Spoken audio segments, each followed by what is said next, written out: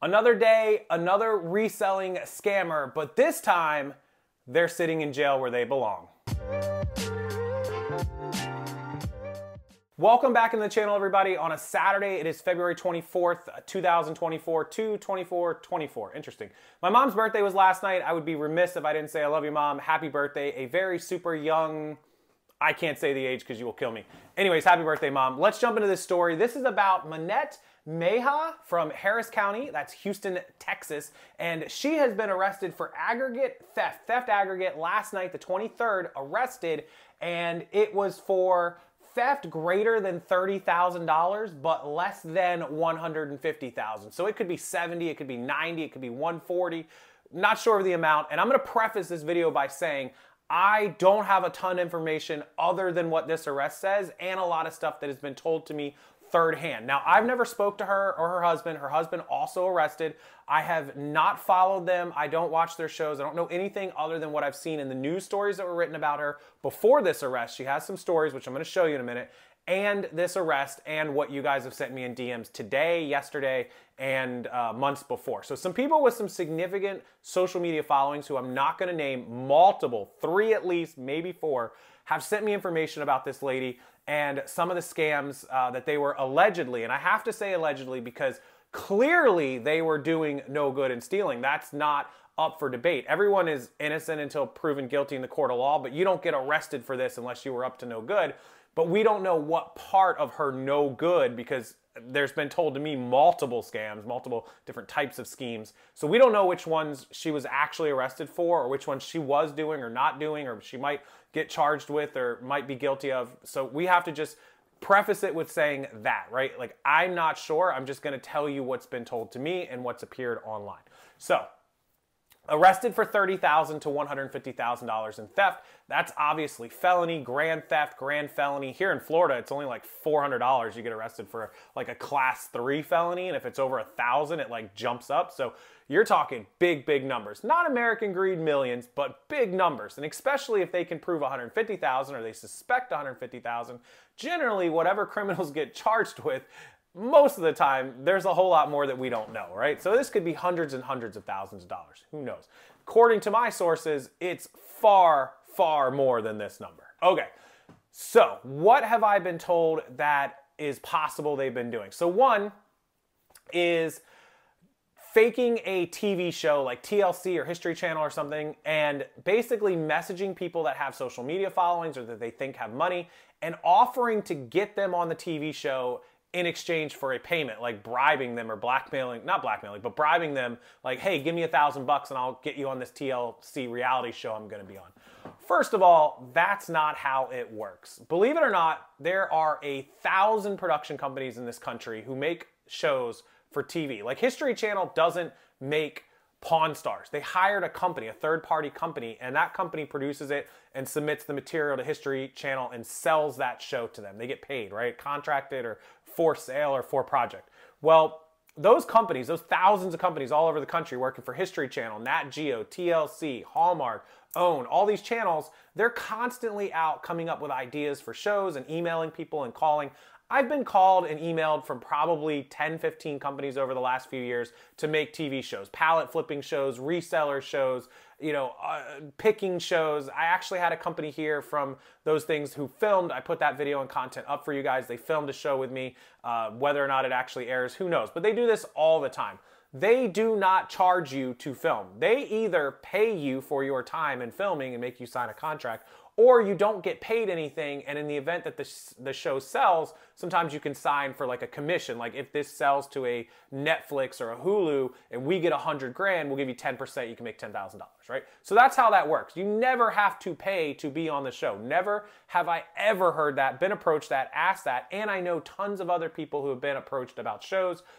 You know, Rally Roots, Katie and Vicky, all these people have had opportunities in the TV world, and never once do we have to pay. So that's immediately a scam.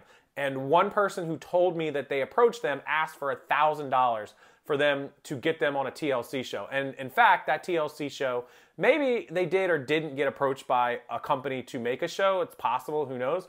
But never did that TV show or that production company ask them for money or ask anybody else for money. And attempting to bribe somebody for something that either doesn't exist or that doesn't require a payout is a crime. Now, they apparently only asked for $1,000. They did not get it from the person who told me, but that doesn't mean they didn't get it from some other people. How many other people? Who knows? No idea how many people they asked or how many people actually paid them to get onto the TV show. If you had an interaction with these folks or something happened and you're willing to share that information, please comment it down below. That'd be really helpful because, again, we're working on limited information. Theft as a charge, grand theft, felony theft, whatever, is very vague and generalized. We don't know what part of this scam this entailed. Was it because of them trying to get the money for the show, or is it because of the next scam? So apparently, on top of all that, they had GoFundMes out for different situations, and apparently some of those were found to have been false and fake, and that they didn't actually give that money to what the cause was, or that the cause didn't exist, or that they kept some of the money, gave some of the money. Again, differing stories I received third hand from people about that. Don't know if the GoFundMe could have something to do with this. I don't know who reported them and who ultimately ended up getting them arrested. It could have been GoFundMe. It could have been one of these social media following people who pursued it. It could have been a company they ripped off. Who knows? Do not know. The information will hopefully come out, even though it's not going to be easy to find. We'll have to follow the court documents to see if something gets publicly released.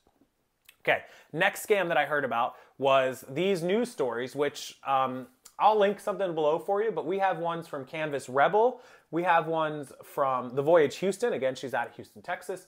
We even have one out of Business Insider. Now, guys, let me tell you, just because somebody appears on Yahoo Finance or Business Insider or even CNBC or Forbes doesn't mean that they were necessarily worthy of being a story on there.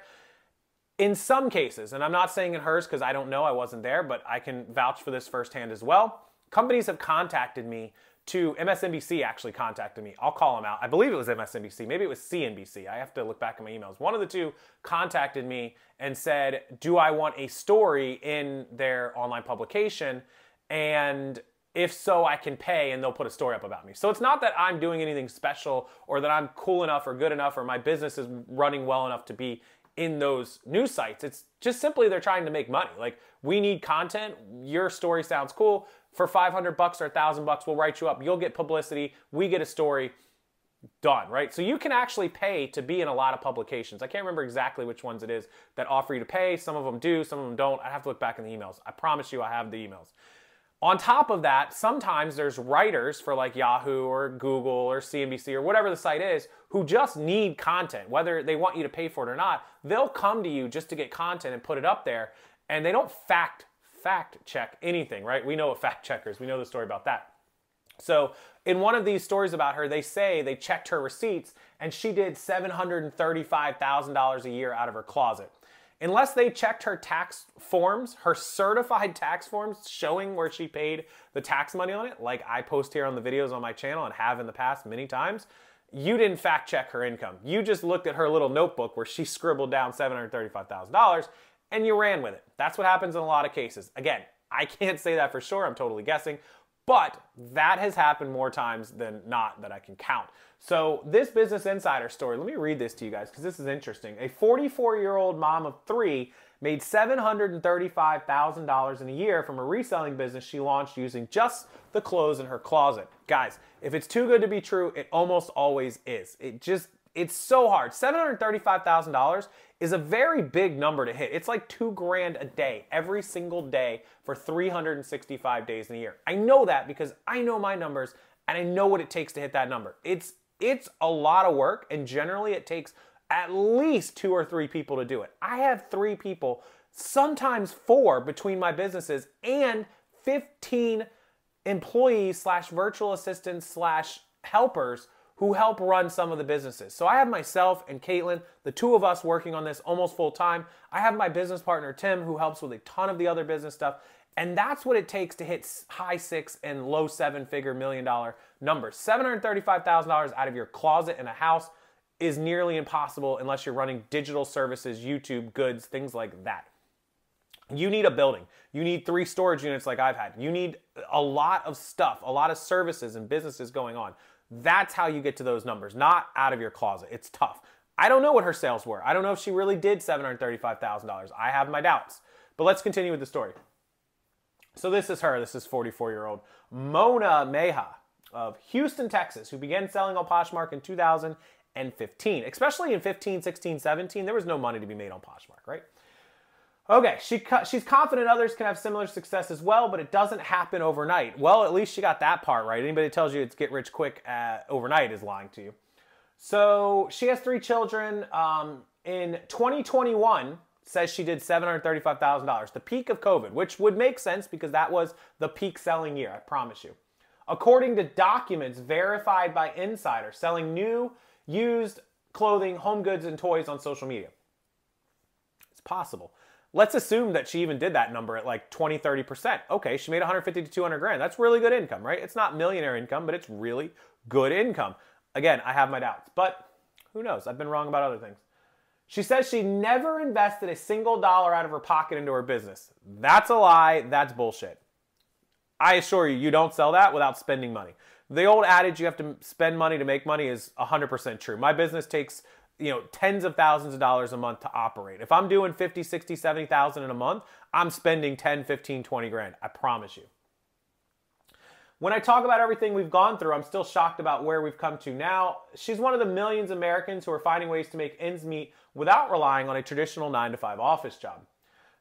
There are 5 million new business applications in 2021, the most since 2005. Shocker, everybody went home after COVID. 36% of the U.S. workforce had performed freelance work in the last 12 months. Others have found ways to start their own businesses, right? So then we scroll down. Says they needed additional income. It was a hard time in 2015. She got introduced to Poshmark from her sister. She sold a dress for $36 after 11 hours. She noticed everything was selling really quickly. And 2 years in, her husband had open heart surgery. Sorry for his open heart surgery. Never like to see somebody go through any kind of health issues, especially major issues like health or heart surgery rather. He wasn't able to work, and the responsibility fell to her. Happens to a lot of people, right? Especially when you start getting folks in their 40s and 50s, that's when a lot of health conditions start to happen. She branched out to other platforms, says she was earning 100 to 200 per week and into 1,000, making her $50,000 in her first year. Again, very doable, but not easy. Not easy to do $50,000. It wasn't until 2021, however, when she started selling on Instagram, TikTok, and Facebook. She earned $23,000 through Poshmark last year, for example. Well, in her first year, it says she did $50,000, and now last year, 2021, says she did, which this story must be a year older too, says she only did $23,000. So she's cut in half. She's working on other platforms. Okay. You see how the stories start kind of having holes a little bit? Her husband's health has improved, but rather going back to his job, he helps her. Says they've paid off their house in full and sent their 2 children to college without a student loan. So she paid cash for college and cash for a house. 2 kids, even at a reasonable college for, let's just say she paid for a full year of each. 2 of them, I mean, you can go to a cheap college, what, 10, 15,000 a year, 20,000 a year for everything, books, whatever. So she spent 40, 50, maybe 60,000 on 2 kids for college if she paid for just 1 year.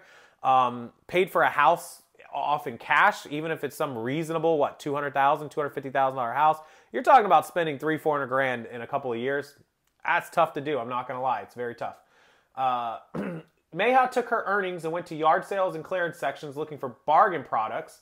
She bought pretty much anything as low as $15 to $20 and as high as $1,300 to $1,400. She said she just used the money she made out of her closet. It's a feel-good story. It sounds good. It gets clicks. It gets views. Now she does bulk orders bought at discounted prices from various vendors. Her products are 40%. She once paid $30 for a dress that sells for nearly $300. She recalls making a lot of profit on certain things.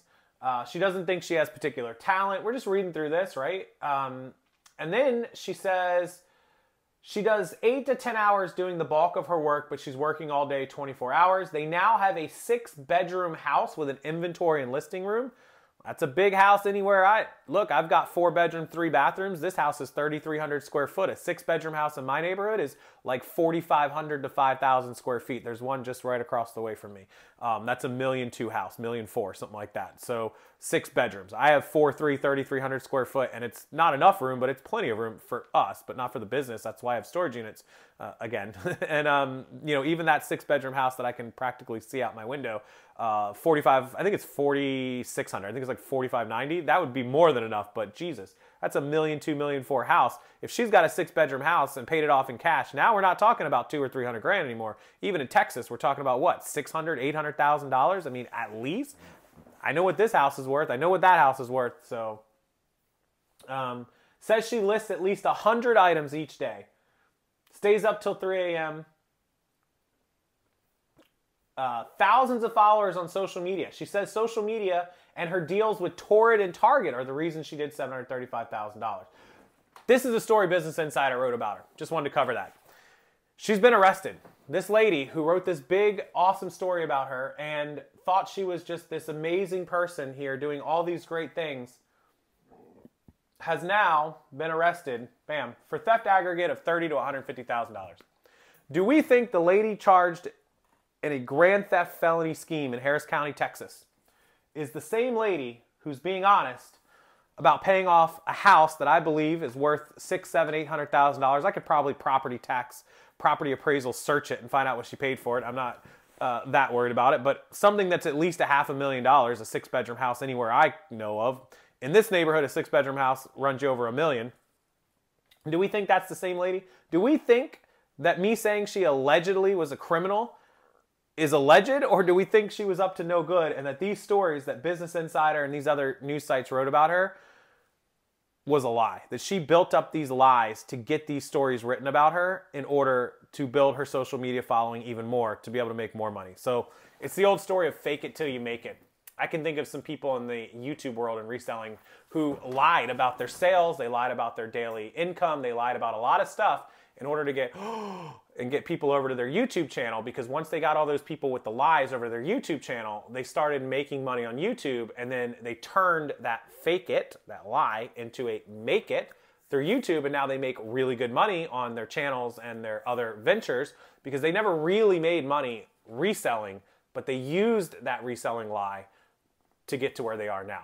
Fake it till you make it, and then they can just say, oh, well, I've always had this. I got it. No, you didn't. You lied about everything to get to where you are. One guy used to say he did $10,000 a day on Amazon, but at the same point in time was being evicted and having vehicles repossessed and riding a bus. So just something to think about. If it sounds too good to be true, it's probably too good to be true. And a lady that's making $735,000 in sales, gross revenue or otherwise, isn't begging people on Instagram for $1,000 to be a part of her TV show. Just gonna put that out there. All right, so that's the story. That's Mona Meha and her husband arrested. If you've had any interaction with them or a story you'd like to share, you can email me, rockstarflipper@gmail.com, or you can leave it down in the comment section, and I can reach out to you as well. Also, fulfillment services is officially open next week. If you want me to store and ship your inventory for you, we handle everything. Email me as well, rockstarflipper@gmail.com, for the entire pricing process and breakdown. We are ready to go. We're officially opening next week. We already have about 1,000 pieces headed into the building. We can hold probably 20, 30,000 pieces. I don't even know. We'll have to find out. But email me, rockstarflipper@gmail.com. Thanks for watching the video. Hit the thumbs up. Make sure you subscribe to the channel, and I'll see you next time.